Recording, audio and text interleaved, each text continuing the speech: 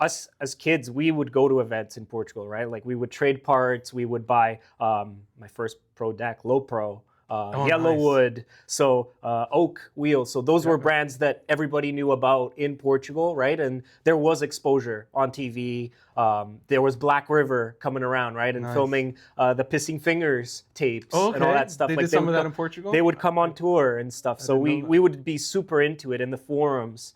And then I moved to Canada, Mm-hmm. right? Toronto, very different from me north of Portugal, right? With the Yeah. weather, with the culture, with the people. So me trying to come to terms with that shift in Yeah. culture, right?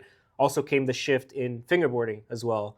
Seeing pretty advanced, I would say, in America, Mm-hmm. thanks to like Mike Schneider, for example, back in the day. Yeah. But Canada, like, there was not much, if anything at all, right? Yeah, there was a few. Sid was doing his videos. There was Sid, yeah. And I think the Joy Cult started Yep. off pretty strong. Yep. But it was not like it is today, right? I want to stress that. So when I came, I stayed connected with my friends back in Portugal that I would go to events to, and all my friends from all across the country there.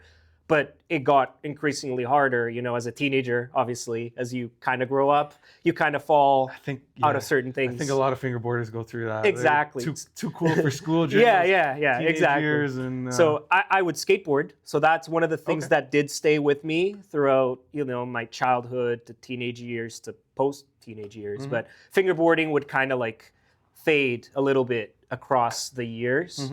I would still touch the board here and there, but, you know, I would always wonder, like, what would it be like if I had a brand, you know? Nice. What would it be like if all these people that I idolize, you know, back Yeah. when I was a kid, what if I was friends with them?